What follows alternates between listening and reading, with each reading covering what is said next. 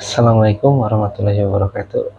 Berjumpa kembali bersama saya Deden Sugianto ya, di Deden Sugianto Channel, di segmen seperti kata istri saya, bapak-bapak curhat. Ya ini saya lagi curhat, aduh kebelet curhat sebenarnya. Udah mau ngomongin bola, ya curhat soal bola, bukan curhat soal kehidupan ya. Nah, sebenarnya saya ingin bercerita itu dari kemarin-kemarin, cuma ya saya sibuk ya. Yang tentang kualifikasi timnas Indonesia under di bawah 23 tahun. Aduh, hasilnya minor banget ya. Berhubung saya sibuk baru sekarang, gatel banget sebenarnya, sama kesal sebenarnya ya. Ya, backgroundnya kan sekarang beda. Kebetulan saya ya pindah rumah. Jadi saya ini namanya ya sibuk. Jadi baru sekarang sebenarnya.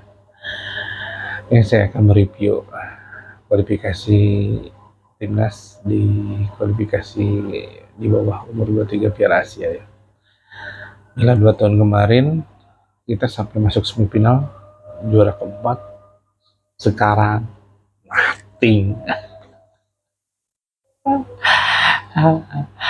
Aduh ya, sebel banget ya. Aduh, sama ya itu PSSI sama pemangku yang punya wewenang, yang punya jabatan. Karena di Indonesia saya coba kalau mengambil keputusan itu bukan secara teknis tapi secara politis. Ya jadinya seperti ini kalau mengambil keputusan secara politis. Resikonya seperti ini ya. Memang bagaimanapun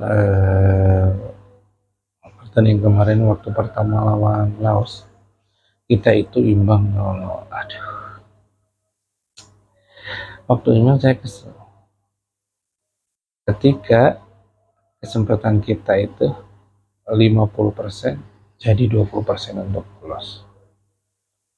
Kenapa saya bilang 20%? Karena bagaimanapun secara teknis kita itu kemampuannya di bawah Korea. Secara mental, fisik, teknik, cara bermain. Kita itu di bawah Korea. Walaupun 2 tahun kemarin kita mengalahkan Korea Selatan. Tapi ya sulit terulang lah. Karena nggak ada Ivar Jenner, nggak ada Justin Hammer ya. Makanya saya hanya menargetkan jadi runner up terbaik. Mungkin karena risiko, kalau beruntung kita seri golnya banyak, kita jadi juara grup. Makanya peluangnya 50-50. Oke.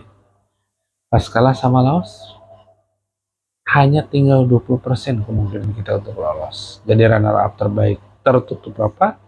Juara grup, ya cuma 20%. Kalau menurut saya sih realistisnya sebenarnya 10%.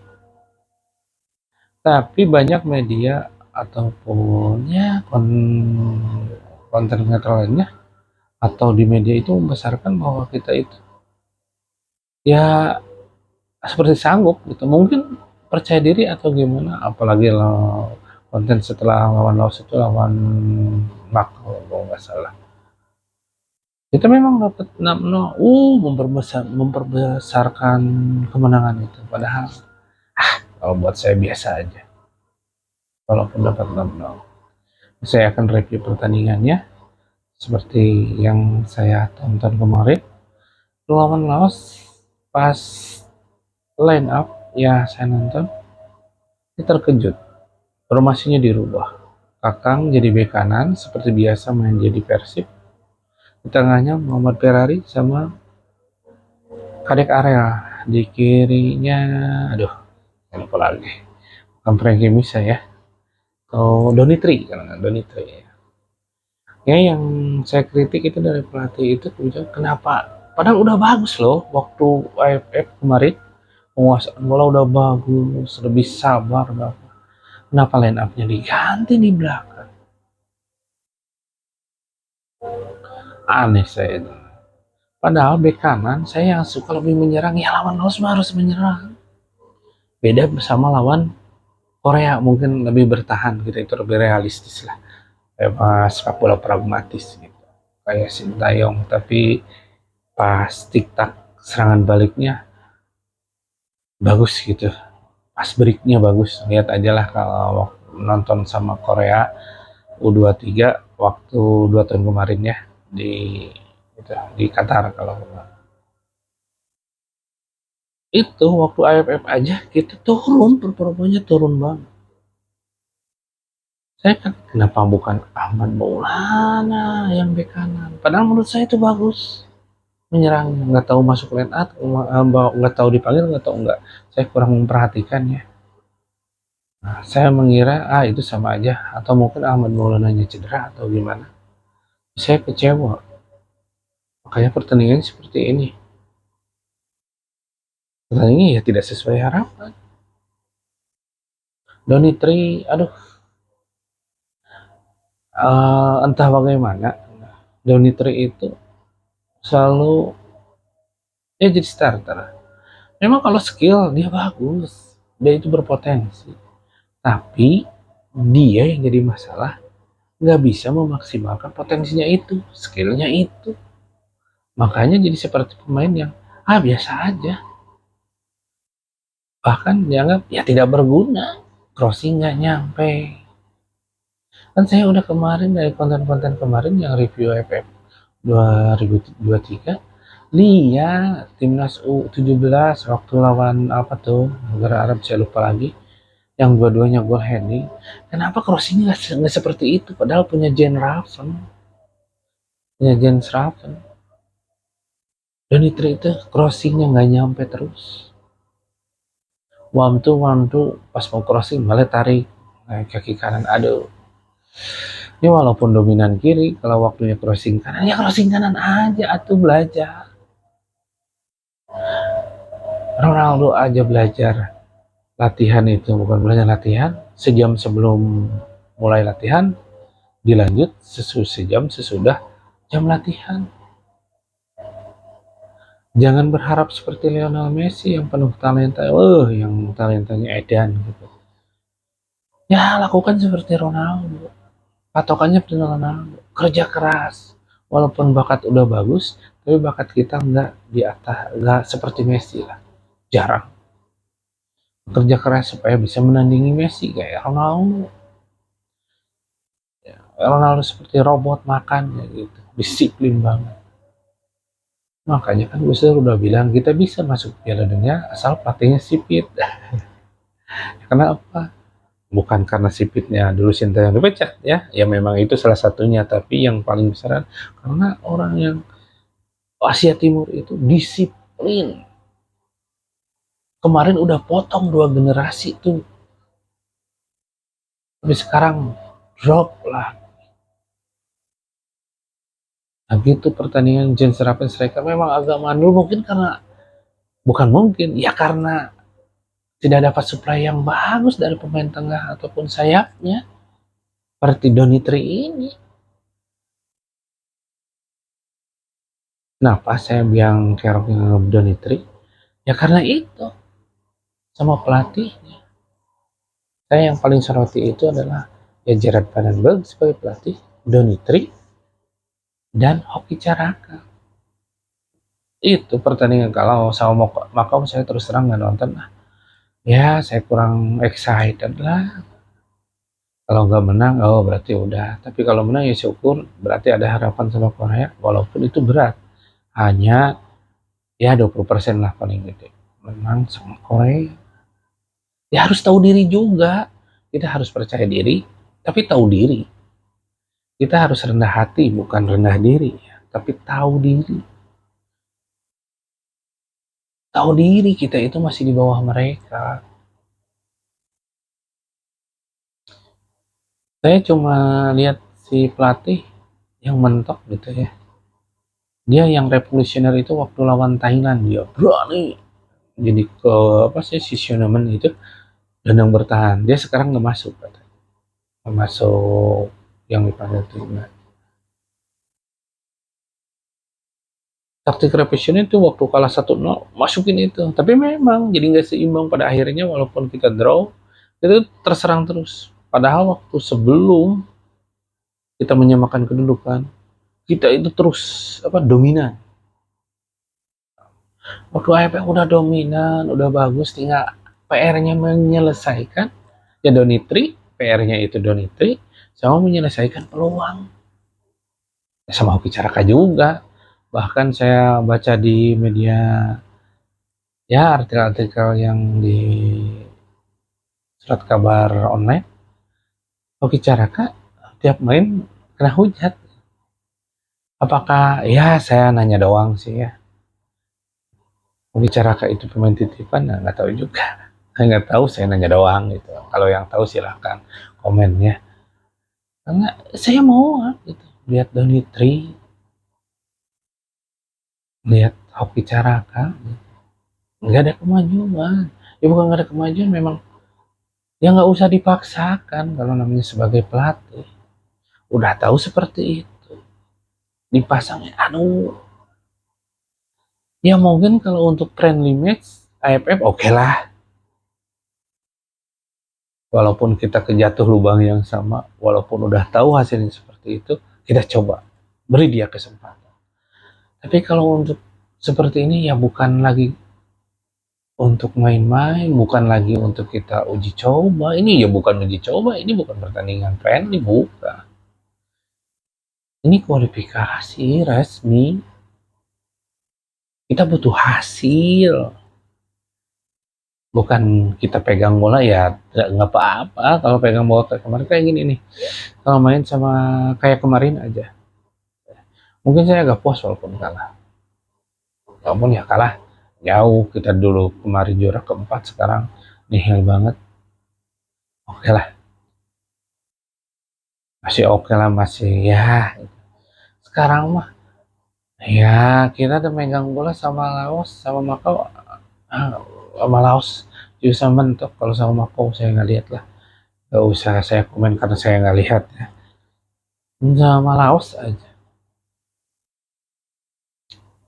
mentok banget. Jen Raven ditarik masukin. Kalau menurut saya mah kalau memang nggak ada lagi striker, ya lebih baik jangan pakai striker atau gimana. Ini si Donitri itu ganti. Penyegaran ada Rahmat Arjuna dimasukin, bilangnya 83. Victor Dektan kama, walaupun ya Dektan mungkin agak berkurang, kemana? Saya nggak masalah Ferrari di tengah. Ya kakak, bukan karena saya pendukung Persib harus ada kakak, enggak begitu. Kalau misalkan kakak mau diganti Ferrari di tengah, Ahmad Maulana di kanan masih. Karena menurut saya kita itu mau Pulau itu mentok, kita butuh Ahmad Maulana di kanan. Ya kita harus nyerang lawan Laos, bukan main pragmatis. Terus di bek kanannya itu salah melulu. Wah, namanya siapa saya lupa lagi, malumnya udah tua. Karena kontennya terlalu lama. Saya jurnalis tidak bola-bola, saya nggak mempersiapkan dengan baik catatannya. Ya karena saya diburu dengan kebutuhan yang lain lah. Saya cuma ingin menyampaikan, ya hanya menyampaikan undang-undang, terus ya menyampaikan pandangan saya terhadap yang menonton, gitu aja. Itu akan kata timnas kita turun lagi. Ya beginilah celakanya kalau kita mengambil keputusan itu yang punya wewenang bersifatnya politis, bukan teknis.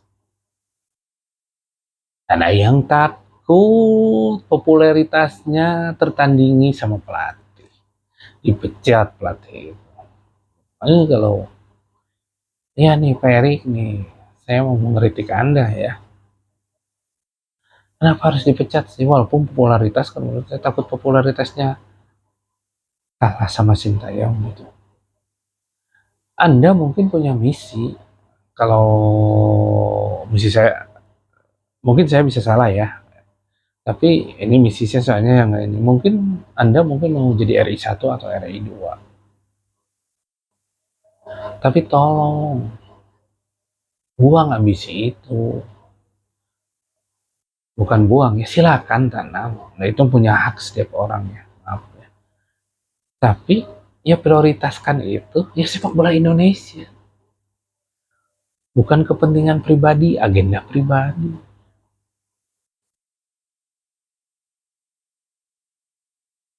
Saya juga target memang Piala Dunia itu 2030. Jangan buru-buru. Ya Anda pun ya 10 tahun lagi ya, maksudnya pas nanti mencalonkannya 2034, 2000, 2029, 2034 ya. Benar. Jangan buru-buru, Anda masih muda. Tanam dulu. Walaupun ke Piala Dunia, kalau menurut saya, Anda belum tentu menang sama Prabowo sama Gibran. Itu analisis politik saya ya. Sebenarnya saya ya cuma ya, saya bukan nggak punya gelar. Jadi saya kalau ngomong politik tahu-tahu dikit aja. Menurut perkiraan saya, untuk analisis saya secara politik, Anda itu nggak bakal menang lawan Gibran, lawan Prabowo. Mungkin jadi wakil mereka berdua, oke. Tapi kalau menurut saya, mendingan nanti habisin duitnya. Anda kan orang kaya. 2034. So, Indonesia masuk Piala Dunia, apalagi 34 masuk lagi. Coba. Komplit. Udah popularitas Anda. Mungkin saya pun akan memilih Anda. Jangan terburu-buru. Mungkin Jokowi itu kemarin kayak ya jadi wali kota aja tuh 10 tahun. Gubernur mungkin cuma setahun setengah. Itu karena takdir. Momennya pas. Kalau dia nggak ngambil, kalau sekarang Anda itu tanam dulu momen itu ya. Sabar dulu. Sekarang udah terlambat, tapi saya berharap banget kepada Pak Erik, simpan dulu agenda pribadinya. Fokus kepada kepentingan negara. Oke, ya timnas. Fokus dulu. Seperti itu. Supaya nggak salah mengambil langkah. Ya, contohnya Jalan Pandan ini. Kalau menurut saya ya privat juga kesalahan. Terus sama Libanon, no. Kalau sekarang pinginnya walaupun banyak pemain lokal, kalau Libanon sekarang harus menang. Karena banyak diasporanya juga ada, gitu. Kayak Miliana Jonathan, kayak Oleh Cistra, itu yang lainnya, Jai Ijes, yang nggak main sebagian, ya harus tetap, kalau menurut saya targetnya menang, walaupun akhirnya imbang, itu berarti itu ada kesalahan. Saya nggak nonton karena ya sibuk lihat. Backgroundnya sekarang udah ganti. Yang dulu masih ada tergantung, sekarang ganti ya karena pindahan itu. Jadi ya saya nggak mereview, nggak nonton. Antenanya belum terpasang sampai sekarang. Iya, saya nggak langganan streaming, nggak punya duit. Streaming ilegal nggak boleh kan? Kuota pas-pasannya. Ya seperti itu, jadi curhat juga yang lainnya. Saya mohon banget kepada Bapak Erik ya, dahulukan kepentingan timnas. Ya kan channel ini saya itu channel didedikasikannya kepada timnas. Ya jadi naik lagi. Ya maksudnya saya ini lagi karena timnas bagaimanapun bersatu ya. Saya harap Pak Erik mengerti dan tolong kepada yang menonton ya memberi masukan juga kepada Pak Erik ya, agar ya agenda pribadi, kepentingan pribadinya nanti dulu. Bagaimanapun kepentingan negara adalah yang utama ya, yang punya nasionalisme. Dan kan kalau menurut saya juga momennya nggak pas ya. Kalau mau konsultan ke saya karena sombong ya, saya juga karena ya gimana ya, perkiraan Prabowo menang ya, walaupun saya golput tapi perkiraan saya Prabowo menang, benar-benar gitu ya. Itu canda terutama ya. Ya balik lagi ke topik ya, ya gitu, malah mentok banget. Araf mata jadi makin tiga ya. Menurut saya mah nanti nih, jangan diganti James Raven itu. Saya pinginnya yang diganti itu Donitri. Kenapa? Nggak jadi posisinya 3-4-3, 3-6-1 biar lebih menguasai. Serang menyerang Kakang di kanan, dia kanan menyerang di kiri, back tengahnya Kadek Alnya. Tiga tapi skema dengan menyerang, bukan tiga skema ini.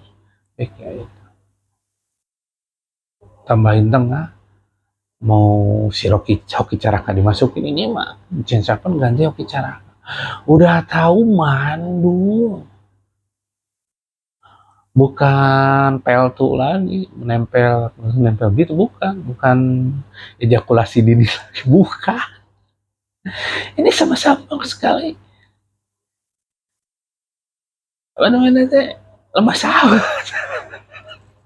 Kalau orang dewasa seperti itu melakukan seperti itu, terus aduh, ya, gimana mau hamil, gimana mau tackle, dia lemah syahwat. Maaf ya itu bahasanya kasar. Ya karena saking keselnya, saking muaknya. Kalau saya pengen tinggal 6-1 atau gimana, kita menang tinggi, masukin yang tinggi-tinggi, crossing yang benar, nih, aduh, makanya saya pengen seperti itu biar lebih bertenaga. Robby Darwis tambah tandem Robby Darwis. Bang Laos pinter pas kita lemparan jarak jauh sama Robby Darwis, dia udah screening udah bagus, antisipasinya udah bagus. Lalu main kita yang tingginya cuma Jens Rappen, Kakang, Kadek Arel. Bahkan waktu sama Laos, peluang yang bagusnya pun kalau nggak salah, aduh, nihil nggak tuh? 1-2. Ya, maksudnya yang one to one sama ini crossing, apalagi waktu Jens Rappen nggak ada crossing. Malah Jens Rappen yang diganti bukan yang nyuplainya. Ini kritik pedas buat Jens, buat Kenneth Tannenbaum saya. Tannenbaum itu aduh. Karena di IPF bagus itu kalau masih tinggal ini.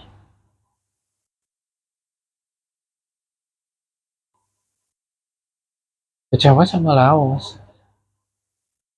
Terus sama Korea Selatan tinggal pragmatis. Dan kuncinya saya di Ahmad Maulana ke bek kanan. Kalau misalkan nih mentok bek kanan, Ahmad Maulana ganti misalkan. Atau jadiin sayap kanan, Donitri yang diganti. Kakang jadi bek kanan, tapi bek kanan tengah, tapi lebih dah Kakang lebih bisa maju, dia di versi bek kanan. Bek kirinya siapa yang bertahan menyerangnya seimbang, atau kayak Kakang bertahannya lebih bagus daripada menyerangnya, tapi nggak terlalu jauh. Ini Donitri Martano walaupun diganti menit berapa, Victor Tetan nggak dimasuki, kayak nggak ada pilihan lagi. Tony Sutisna ya nantilah pas itu masuk sama Tony Sutisna. Sekarang lawan Korea aja udah beres itu. Kalau yang melawas ya itu mentok banget lah, dia memalukan di kandang sendiri sama Laos. Tahu sendiri track record sama Laos ya sebelumnya gimana sih, kita pernah imbang gak lawan Laos di kandang sendiri, lupa lagi ya. Lupa, tapi tahu lah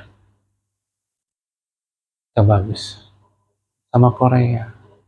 Saya nonton ya pertengahan babak kedua ya karena sibuk itu ya, ada si perkiraan ya kalah, lihat 1-0 di update skor.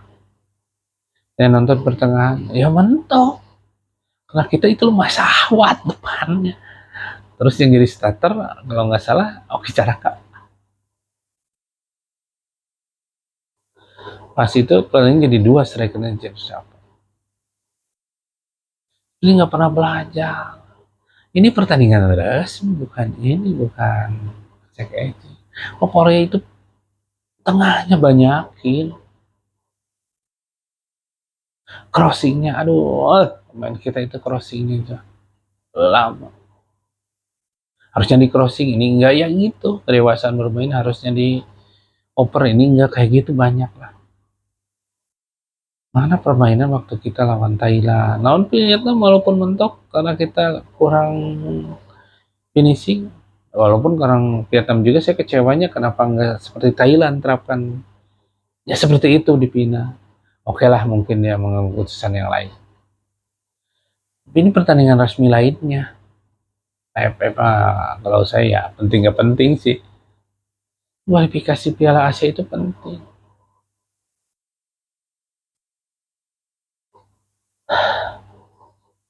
Kayak gitu.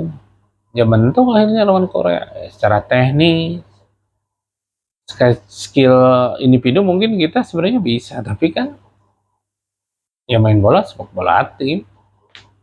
Visi bermain. Orang tua ya bertahannya bagus. Kita nggak bisa punya peluang yang bagus lawan Korea. Ya walau selama saya nonton itu. Pertengahan babak kedua. Jadi akhirnya nggak lolos. Selain malu ya harga diri juga. Harga diri. Kemarin juara keempat sekarang nih. Ya siap juga kan dihujat pasti sama Vietnam, Thailand, sama netizen. Kita nggak pernah belajar ya. Ya gimana lagi. Hanya saya kesel. Inilah keputusannya ya. Yang patut buat Gerard Vandenberg taktiknya, revolusi di taktiknya, aduh kurang kaya, kurang berkembang kalau menurut saya. Dia tetap hoki carakan Donitri, dia tetap Donitri pemain skill bagus tapi eh, kalau buat main tim enggak menurut saya. Hoki Caraka apa lagi, taktiknya nggak kayak buat hoki. Mudah-mudahan kredit kejam ini bisa meningkatkan motivasi untuk meningkatkan kemampuannya ya. Buat Donitri juga ini adalah kritik pedas dari saya. Mudah ya supaya meningkatkanlah visi bermain, kedewasaan bermainnya. Carakan supaya nggak malu lagi. Kayaknya sih sebenarnya yang jadi sorotan kalau menurut saya. Terus ya yang punya wewenang ingat nomor satu adalah kepentingannya, bukan kepentingan pribadi, bukan agenda pribadi, tapi kepentingan nasional, kepentingan negara. Jadi ambillah keputusan berdasarkan teori apa taktis, teknis ya, bukan menurut politis. Mungkin mengerti ya para penonton. Terima kasih sudah menonton. Sekian dari saya. Assalamualaikum warahmatullahi wabarakatuh.